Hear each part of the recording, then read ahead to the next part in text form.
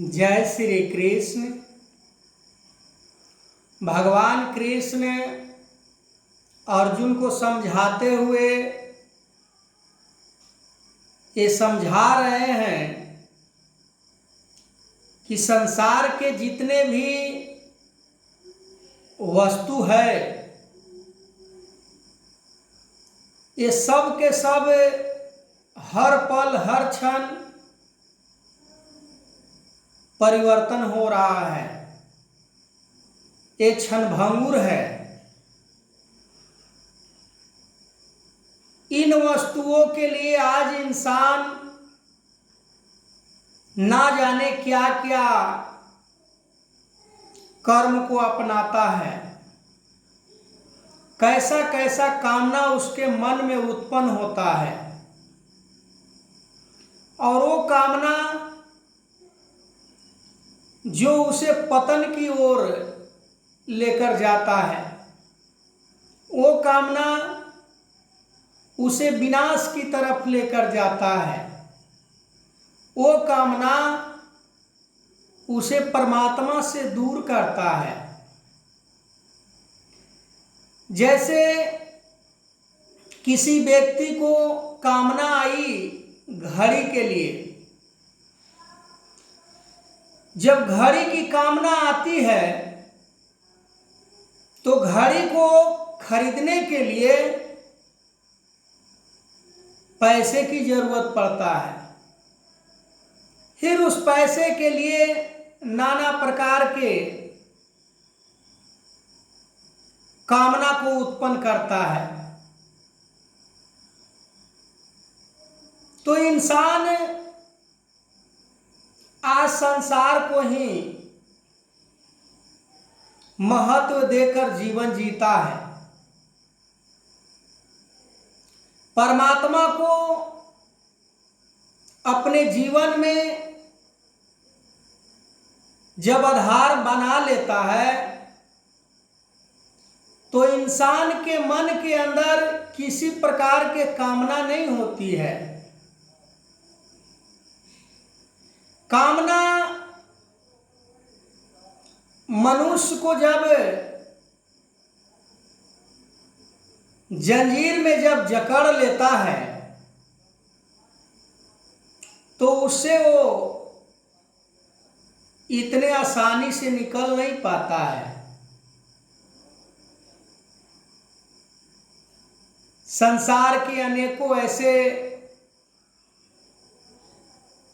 कामना उसके मन में होने के कारण एक एक कामना को समाप्त करता है तो दूसरा कामना उसके मन में उत्पन्न हो जाता है। पर कामना से ज्ञानी पुरुष जो होते हैं वो जीत जाते हैं। वो संसार के पदार्थों से कंप्रोमाइज करना अच्छी तरह जानते हैं, क्योंकि वो परमात्मा से बेटर और किसी को नहीं मानते। चाहे वो घर हो, चाहे जमीन हो, चाहे परिवार हो, चाहे समाज हो,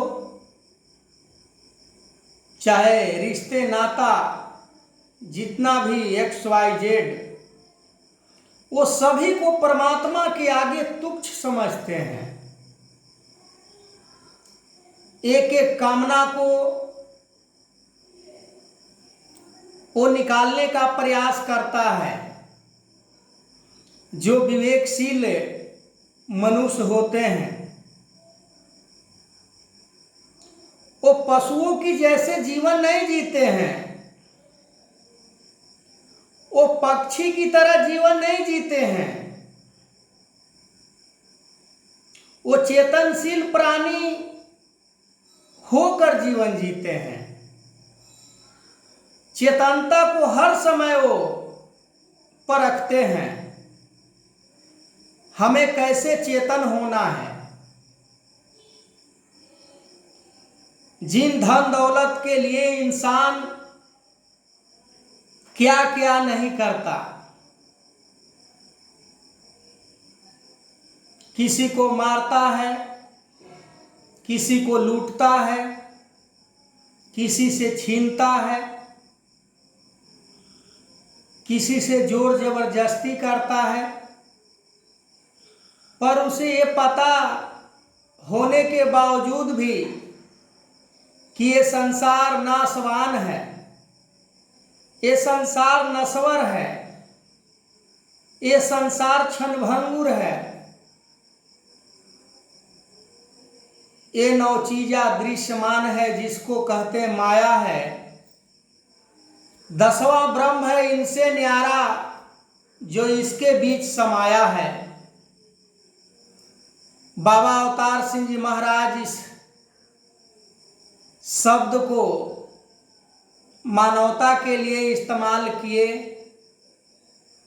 कि इंसान संभल जाए, इंसान इस संसार रूपी भवसागर में डूबने से बच जाए। पर इंसान की फितरत वो समझता ही नहीं है कि हमें किसे महत्व देना है जीवन में। एक एक रुपये के लिए किसी को पीड़ाजनक वचन बोल देना, धन वैभव के लिए किसी से लड़ाई झगड़े कर लेना, मान सम्मान प्राप्त करने के लिए किसी को नीचा दिखा देना, ये महापुरुष जो होते हैं वो ऐसा नहीं करते। महापुरुष संसार में सहज चाल चलते हैं, महापुरुष संसार में सहज जीवन जीते हैं। दूसरों के सुख में वो अपना सुख ढूंढते हैं, दूसरों को शांति में वो अपना शांति ढूंढते हैं, दूसरों को प्यार में वो अपना प्यार ढूंढते हैं, दूसरों को सुकून में वो अपना सुकून ढूंढते हैं। पर आज मानव समाज को देखा जाए तो किस तरफ जा रहा है। दुर्योधन वाला चाल अक्सर देखा जाता है कि दुर्योधन जिस फितरत से युक्त होकर जीवन जी रहा था, वही फितरत आज इंसान के जहन में उतर गया है। लोभ इतना, स्वार्थ इतना, लालच इतना, बैर इतना कि जिसका कोई लिमिटेशन नहीं है कि कितना उसके मन के अंदर कूट कूट कर स्वार्थ भरा हुआ है।